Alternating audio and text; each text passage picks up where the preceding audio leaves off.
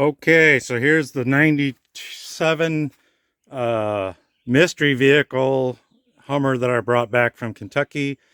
Put 2 batteries in it and gonna see if it's gonna start. It's a 12-volt system. Put 2 12-volt batteries in series on it.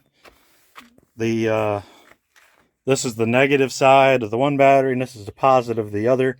Those two hook together, and then the negative goes to the truck, and this positive goes to the truck.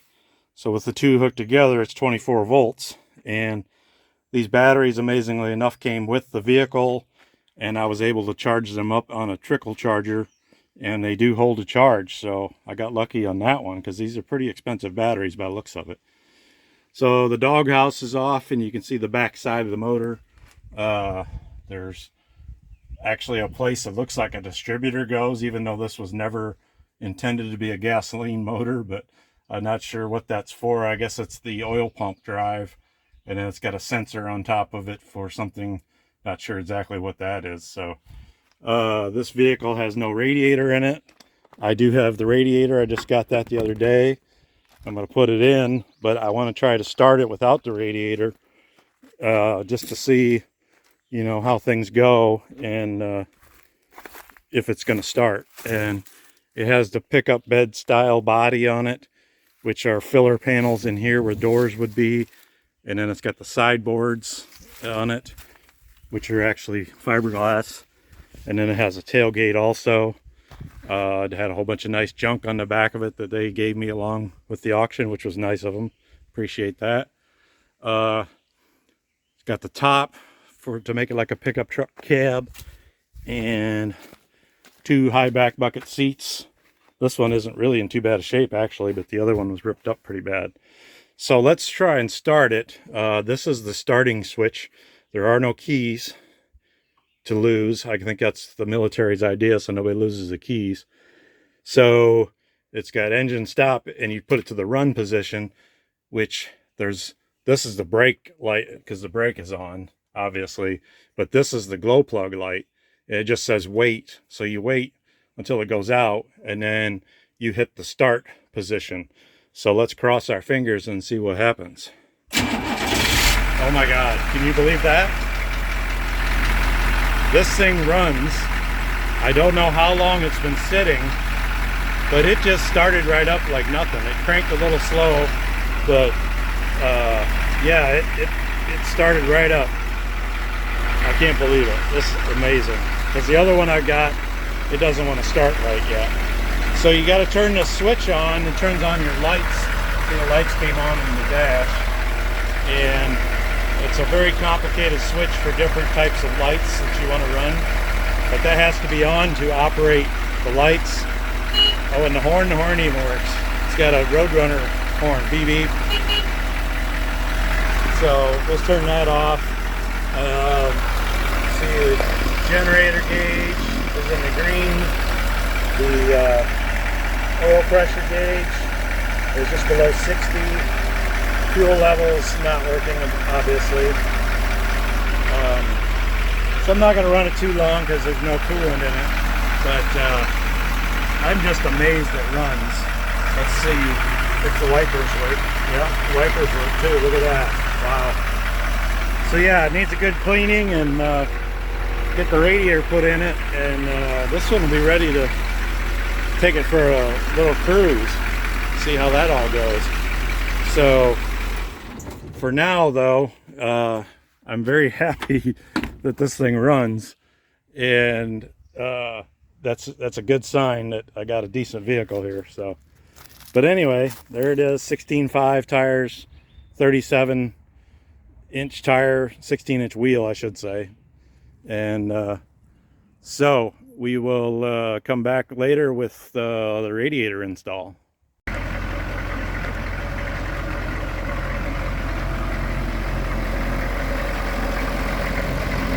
So here's the running M1097A2 Hummer with the new radiator in it. New radiator hoses, all that set up. Runs really good, doesn't get hot.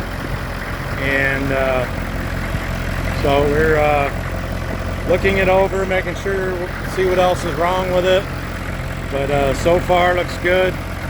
It's really low on transmission fluid, so I can't drive it. I got to get some more fluid, but I will turn it this way because it looks better. So anyway, this is the one that was called the mystery vehicle that I picked up from Kentucky. And you know, there's that big old alternator. There's the big new radiator, aluminum radiator. Wasn't the hardest job to put in, but not the easiest either. So she runs pretty good. This purrs like a kitten. Put the doghouse back on so it's not so noisy, and everything seems to work so far that I've checked. You know, the top's definitely gonna need some attention. Actually, I think it's got water in it. No, it doesn't. But so yeah, this is it. Happy it's running, runs good, starts right up. And like I said, gonna look it over, see what else is wrong, because it's been sitting for quite a few years, just by the looks of the pine needles all over everything. And supposedly came out of Texas, but I didn't know they had pine trees in Texas. Maybe it's not pine, I don't know what it is, but it's kind of what it looks like. So this is it, and there will be more to come. Has a tailgate on it. It's the old step side tailgate with the chain. Nothing fancy, but very functional. Puts it in like that. So again, it's got sideboards on it, and this actually had a seating area, so not sure why the other side doesn't, but looks like it folds up. This side doesn't have it. And various odds and ends I still need to add on to it, because there's pieces missing under the hood to get to the radiator. So the floor looks like it's caved in, but that's just the panels that go over where the actual seats would go on a 4-door model or 4-seater model. They just put a panel in there, but they're knocked down. There must be a clip loose or something. So I gotta get it swept off and cleaned up, but we will look at some more later. Running a pretty consistent temperature. Generator's charging, the batteries were a little low. The fuel gauge seems to be working right now, but I know it's been jumping around. The oil pressure looks good, even though the oil really needs to be changed. It's in bad shape. So again, the light switch is very complicated. It's got several different options, plus this unlock lock option, which allows you to move it between functions. But there has the blackout drive, the blackout marker lights, stop lights, and the C drive, which basically turns on the headlights and the turn signals. So I guess all for military use, for hiding out, things like that. So, and there you can see the two 12-volt batteries underneath the passenger seat, which put together in the series make them 24 volt. So, but pretty plain Jane military vehicle. So more to come. This model is a 97, so it has the 4L80E overdrive transmission in it. So you can see the indicator has the overdrive, and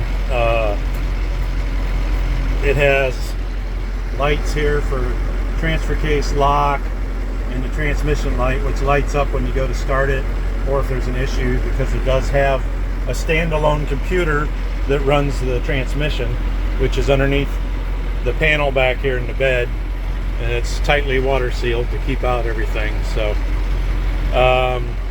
got the heater control, the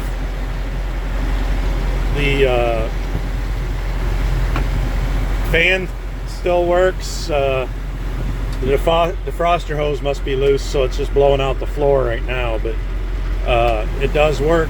And again, all this stuff runs on 24 volts, so if you have an issue, it's hard to find the parts unless they're specifically built for the military Humvee.